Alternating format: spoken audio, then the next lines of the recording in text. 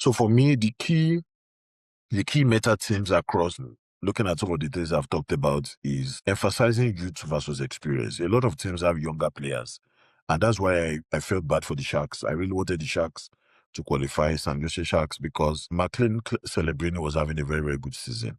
But unfortunately, they didn't qualify. So if we have Montreal, Buffalo, Philadelphia, very, very young team, if you look at those three teams, then you have Fast, Hungry, and that's Tampa Bay. They're playing with a very crazy speed. As in, they're hungry. They really want to show that they're ready.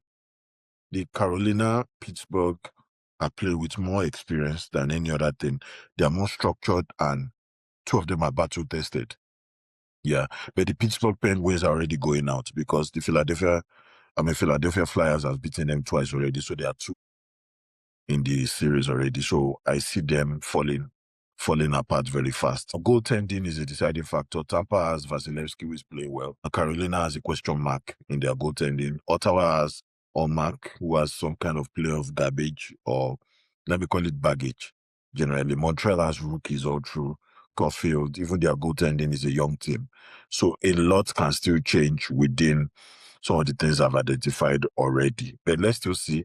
Edmonton is beginning to get that stability, and the stability came towards the end of the season. So I'm not completely writing off Edmonton because that's my team. They can still make some noise. Now, Canadian teams are carrying a lot of media pressure because you have only three teams that are going to be able to challenge. Then there's a national expectation as well. Then the narrative of Canadians are trying to remove that narrative of underachievement. Canadian teams in the NHL are tired of them being called underachievers. So they want to be able to go in and change the narratives, especially the fact that in the 80s, Canadian teams were dominating with Montreal and Edmonton winning a lot of Stanley Cup. But right now, Canadian teams are being looked at as underachievers, especially with the Canadian team getting to the final back-to-back and they just couldn't win it.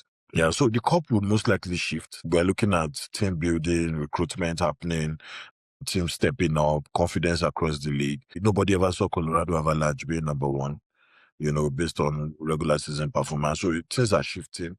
And five of the most important storylines that I put together in my analysis is Canada.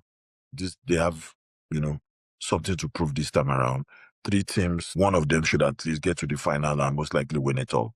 So they have the opportunity to rewrite history. The 3 years wait must stop. Slavkovsky has ascended for the Montreal Canadiens. He's playing at a very high level. He had a wonderful performance in the Olympics, and now he has become a weapon. I call him a star who is already born. He's not waiting to be born. He's a star who has already metamorphosed and is pushing. Ottawa, the team nobody wants except Carolina. That's the day. So Carolina is happy because they have a very easy first round. Ottawa cannot survive the speed of Carolina Hurricanes. They will most likely lose. It's a dangerous team to play, especially when Ottawa came in as a wild card. The Carolina has still been one of the teams that have 100% in their first round. They've won their first two, and hopefully Ottawa wants to try and see how they can turn that around.